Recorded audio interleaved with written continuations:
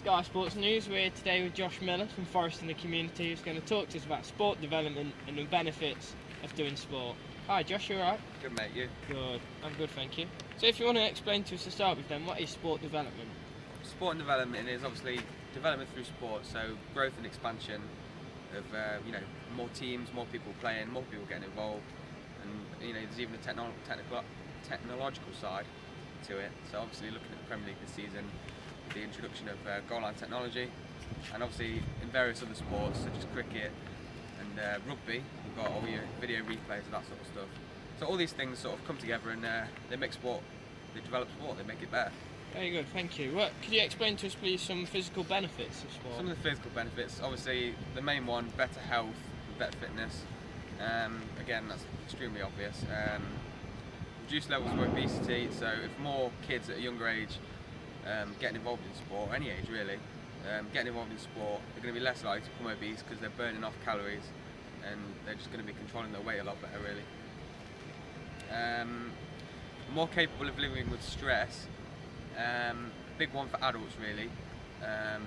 Obviously playing sport is a big stress relief, especially if you're winning, but even just playing sport, even going to the gym, I mean for a lot of adults just going to the gym after work can be a big stress release, and there are a lot of physical benefits associated with that, and longer lifespan as well. So taking part in sport, you're going to have a stronger heart, especially if you're doing quite intense physical activity, and you're probably less likely to have heart-related illnesses and other illnesses to do with sport. Okay, can you tell me some psychological benefits as well as physical? Absolutely. Self-esteem is a big one for all ages really. Obviously playing more sport, being around other people, I mean having a bit of success is something that maybe a lot of people lack in their lives, and sport is definitely a way that they can introduce that and experience it. Reduce depression, again coming from probably more adults again. If someone's depressed, sport can really help them, escape from that and give them something else to concentrate on for that short period of time that they are taking part in sport. Mental resilience. Again, I used to play tennis, and tennis is a very mentally strong game. You have to be mentally strong, and playing it is only going to improve your mental resilience. Ability to relax more easily. Obviously, if you've been to a monster gym session, for example, after you finish, you're gonna want to sit down and just chill out, and it's going to be a lot more easy for people to do that, as opposed to someone who's just come back from work and is still maybe on edge or high from Red Bull or something, that have been trying to keep themselves going all day. Another one, improved sleep. Again, obviously, doing exercise is going to make you tired, and you're just going to want to go to sleep and improve that sort of stuff. Reduce anxiety and stress. Again, it's similar to the other ones. Obviously, just taking part in sport, being involved with other people. That's the psychological benefits really. Thanks for that. Could you please tell us the importance of sport? Well, obviously, better health to the general population is going to lead to less strain on the NHS, because if people are controlling their weight and genuinely being healthier, they're going to be less likely to go to the NHS and cost the NHS money, which in the long run can only be beneficial for the country. Greater productivity.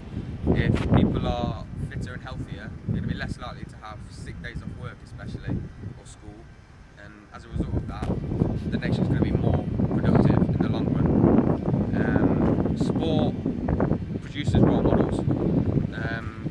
For example, Wayne Rooney, everyone wants to be Wayne Rooney when they're a kid, and having role models is only going to benefit the country, because kids growing up are going to want to be like these people and get involved in sport, and that's that. More national sporting success. Obviously, the more people that get involved, the more likely they're going to produce a Wayne Rooney or someone as talented, and the more likely that England is going to do better in international competitions such as the World Cup next year.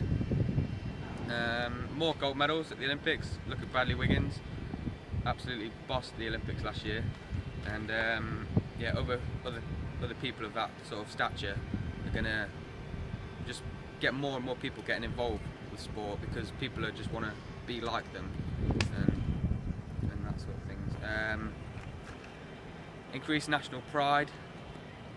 Obviously, if England go and win the World Cup, there's going to be a huge buzz around football. I know it's unlikely, but the buzz will be there, and people are going to want to go out and play football and get involved in more sport, and obviously in the long run that could lead to even more success in the future. And that's that. Indeed. What about local communities? How can they benefit from sport?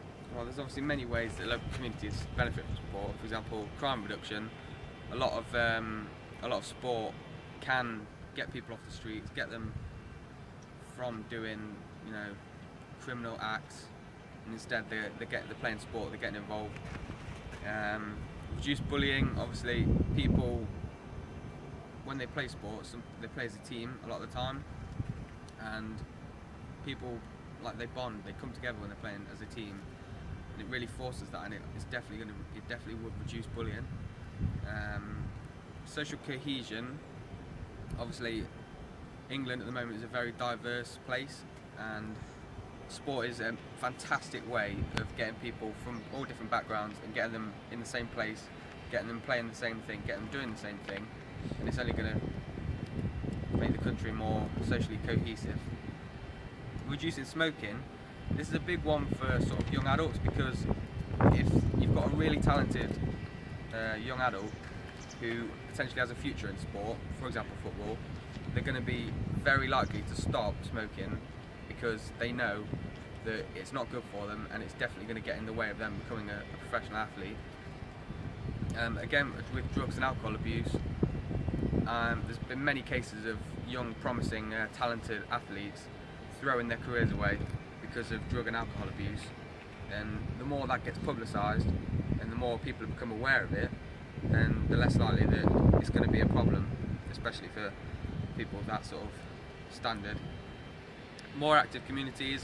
If, say, the government invested £500,000 in a leisure centre for a local town, which they didn't previously have, they're going to be more active, they're going to be going there, and they're going to be wanting to use these facilities.